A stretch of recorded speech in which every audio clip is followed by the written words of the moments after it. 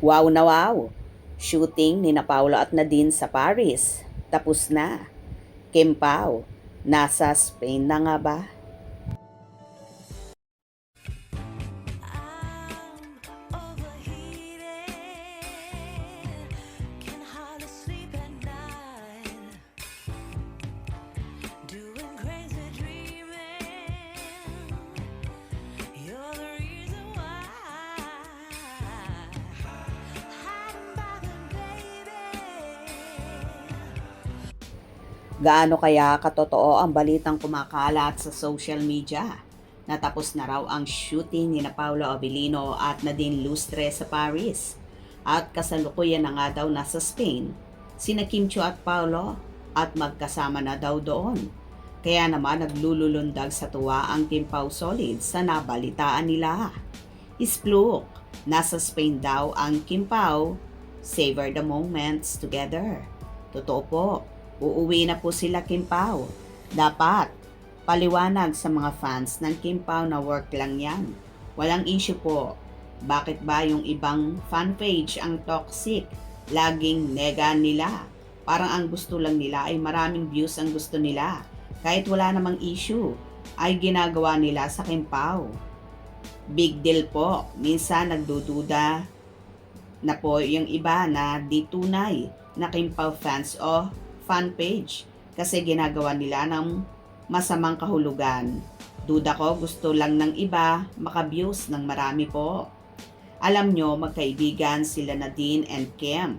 Katunayan nga, nag-followan po sila at mabait si Nadine. Hindi kaya ni Nadine na maging third party kasi si Nadine din ay nakaranas na dyan. Nahiwalay dahil may third party po kaya tigil na sa puputak. Walang issue po. Work lang talaga ang lahat. Enjoy Kim and Pao. Sana totoo. Pampalubag loob lang yan. Ang sa akin lang, pwedeng hindi natin ipahype ang kanilang tambalan, mga kakimpaw. Pwedeng focus tayo sa The Alibay at world tour nila para hindi masapawan ang kilig. I know it is only for work but we should promote only Kimpaw ganaps. Salamat sa kaintindi. What I mean, because tayo ring mga kakimpaw na ang movie nila ay napapag-usapan ng maaga if tapos na ang shooting. We'll find and let's wait sa update nilang dalawa para happy tayong lahat. We all know that when this movie, TV series of Pao and Nadine will be released of course, they will promote this. Sana naman Kim Pao fans will understand that this is only a promotion and no issues between them. Kim Pao is forever. Promote sila pero Kim Pao lang ang support ko. Next year pa yan, dapat focus sa world tour promotion at sa The Alibay. Good idea, kaya nga Kim Pao dapat ang support natin. Project at ganap lang ng Kim Pao and no support to other tandem. Yes po, agree ako, support lang tayo sa Kim Pao. Wala nang iba. Tama, agree. Hanggang ngayon hindi pa sold out. Daming bakante kung malakas.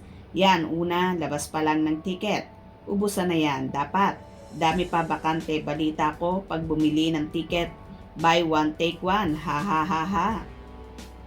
Correct. Masaya ako sa opinion nyo. Promote mo sana yung Kim Pao lang para walang bias. Bahala na ang fans ni Nadine mag-promote ng movie nila ni Paolo Abilino. Wala na tayong pakialam doon.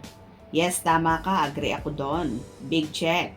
At least, maging panatag na lang tayo mga Kim Pao Ladya at di pwedeng iwanan lang basta ni Pao si Kimi. Malamang magkasama yang dalawa kaya siguro daming bagahe ni Pao. Yung pumunta sa Paris, dala na rin niya ang bagahe ni Kim. Okay lang naman si Nadine, di siya tipong chick na basta papatol kanino. Man at may kalib-in na si Nadine, taga France, yung boyfriend niya at loyal naman si Pao kay Kimi. Nung naging sila na, Kim Pao forever, we love you always. Hinding-hindi mangyayari na iiwanan ni Kimi si Pao. Mag-asawa na nga, yan, yung mga tao kahit ano-ano na lang sinasabi, kahit mga fans daming kuda. Yung iba, etyos lang, ibahin nyo si Pao sa pagkarelasyon ni Kim. Dati, happy na si Kimi kay Pao, ngayon magkasama. Ngayon, lalo na kaya at Holy Week, Di mapakalian si Pao. Palaging kasama si Kim, ako panatag sa Kim Pao, ewan ko sa inyo dyan. May boyfriend naman po si Nadine kaya work lang sila. Mag-friend na silang apat. Di naman totoo na may training si Kim. Magkasama talaga sila. Sinamahan ni Kim si Pao sa France. Sa shoot na yan. Like sa shoot ng elevator, nandun din si Kim sa Singapore. Yung trabaho lang, walang personalan. Char lang yan, Kim Pao pa rin is the best. Kim Pao solid kayo kung Kim Pao natag tayo at hindi patitinag sa anumang issue na pwedeng kaharapin at iba to sa kanila ng iba ang professional na career at iba pa pagdating sa mga personal nilang mga buhay. Hindi magtatagal ang balita sila na ha ha ha. Basta Kim, love kita ng sobra. Yes, ako din gusto ko si Kimi lang. Hinahag at kinikis ni Paulo at hino-holding hands. Silosa kami mga kakimpaw. Well, kung totoo man ito, for sure. So happy ang buong Kimpaw Ladya at ganoon na rin syempre ang Kimpaw na magkasama sila lalo na't darating ang Holy Week. Hope you enjoyed. Please subscribe for more info.